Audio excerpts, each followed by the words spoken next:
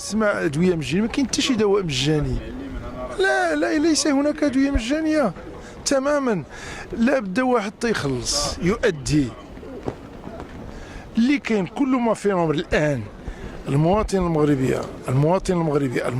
المغربيه منين تمشي للصيدليه تتدي وصفه دوائيه طبيه وتتخلص كلها، تتأدي واجب ثمن الوصفه، وعاد تبدا تعمر الاوراق، تتصاوب وتراسل لا كنوبس وتراسل لا سينيسيس وعمر وكتب باش يتم استرجاع المصاريف ديال 70% ديال الادويه.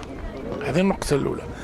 فقلنا هذا الانسان المواطن المغربي غيمشي للصيدليه غيأدي فقط 30% و70% تتبقى بين الصيدلي ولا كنوبس ولا لاسينيس، هما اللي بيناتهم باش المواطن المغربي نحيدوا على هذا الصداع، على هذا السير وعمر الاوراق. هادشي اللي قلنا.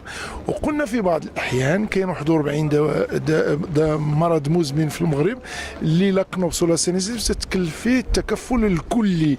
هاد الادويه 41 هذا الا مشى ما غاديش يدي 30%، غياخذ الدواء بدون مقابل. يعني لا كنوبس ولا سينيسيس غتبقى تتعامل مع الصيدلي، ولكن بهذا لا يعني ان الدواء مجاني.